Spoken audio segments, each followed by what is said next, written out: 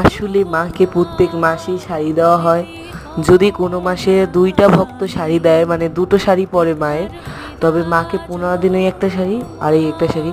তো এটা দিয়েছে আমার দিদা, মানে আমার মায়ের মা, মাকে খুশি হয়ে দিয়েছে এই শাড়িটা। তো এই শাড়িটা পরিয়েছি, যেমন বৈশাখ মাসে 2টো শাড়ি পেয়েছে, আমার মাসির কাছ থেকে একটা, আমার মায়ের কাছ থেকে একটা।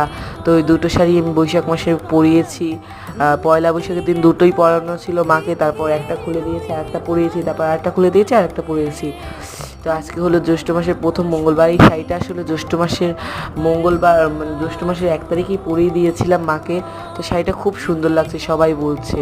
আর একটা শাড়ি এখনও আছে, এক ভক্ত দিয়েছে। তো মাকে এই শাড়িটা খুব সুন্দর লাগছে, মায়ের রংটা যেন ফুটে উঠছে, মায়ের মুখটা যেন ফুটে উঠছে।